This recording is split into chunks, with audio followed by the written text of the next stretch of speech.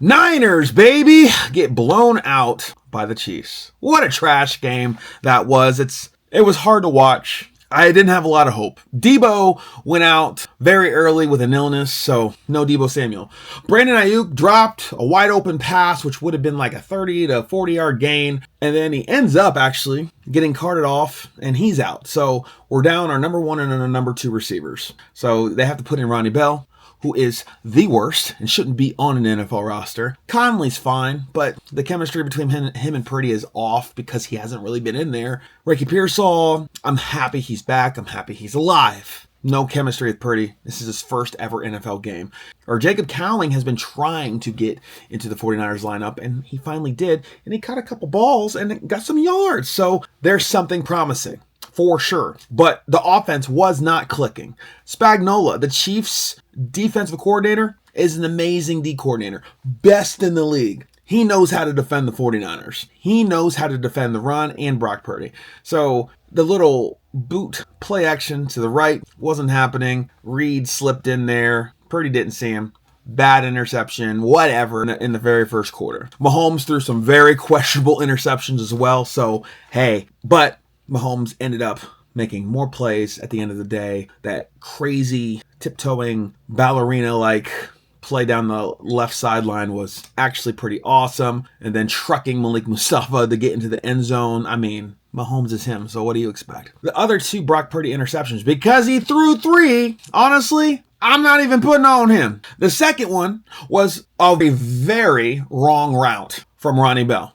Like, a very wrong route from Ronnie Bell. He cut it off too early. Brock had already thrown it, and then he turns around and is like, "Ooh, where's he at?" Ronnie Bell is like a wide receiver 7. If we have Juwan Jennings today, I don't even know if he's on the roster, to be perfectly honest. And the third interception, I still can't believe there was 3. Colton McKivitz couldn't block this jar of fit butter. I've said this before. It's just true! And Brock throws it to Conley, or maybe it was to Ronnie Bell.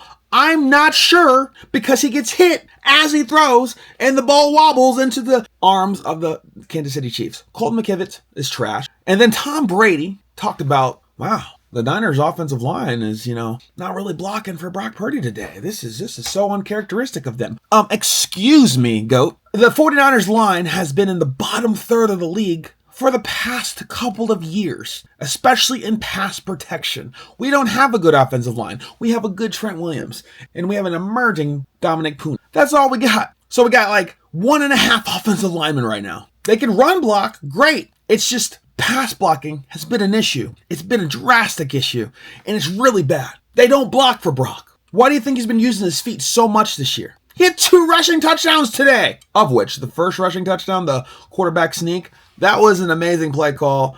I just have to call that out. It was a QB sneak, double guard pull, and then Brock just went in. I've never seen something like that. Tom Brady even called that sick. It was. The bias for reffing when Mahomes is on the field is crazy. There was 5 minutes to go in the game. 3rd and 8. This was the same drive that Mahomes had the crazy play down the sideline. Because on 3rd and 8, right before that crazy play happened, Mahomes stepped up in the pocket and found number 83, their other tight end. Well, Bosa was getting held like a child, and the refs called nothing. Of course, because that's what they do.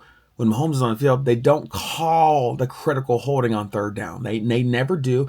I at this point feel like they just never will. But yeah, the Ayuk injury, that looked bad. It looked real bad. Pray for that man. Because if we don't have him back for the rest of the year, I wouldn't be shocked. It looked really bad, y'all. Oh, DeAndre Campbell, also really bad. Shocking, I know. D. Winters actually showed some flashes, but then he over pursued a lot too. I'm like, I like your energy, dog, but you got to slow it down. But I'll take over pursuit compared to under pursuit, because Campbell keeps getting beat on the edge. He can't move. He can't cover. Like, Dre Greenlaw, we need you. Like, not having Dre Greenlaw in the middle of our defense is actually a really big deal. I don't know if people are really realizing like how big of a deal that is, but it's drastic. Bosa was wrecking havoc today, though. The amount of pressure that he was getting was just tremendous. He was always in the backfield. Floyd showed up today in the sack column. Like, our defensive line, our pass rush, and run-stopping ability for the most part was pretty good, even though Kareem Hunt was getting us on the goal line. Kalia Davis got a tip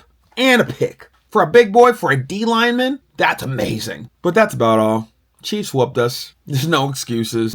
Their defense was just making our offensive line look like complete garbage from the early part of the game, and it affected Purdy's accuracy. It affected our running game that was not there in the first half. It affected everything. So 28-18 final score. That's never going to get it done. It's not good enough. Now we got to go play Dallas on Sunday Night Football next week. The schedule just doesn't get any easier, but it just goes to show you that Kansas City is that squad until proven otherwise. Andy Reid is that coach until proven otherwise. Patrick Mahomes, no matter how many interceptions he throws, he's that guy until proven otherwise. We got work to do. We got to get healthy. Just wasn't a good day at the office. Period.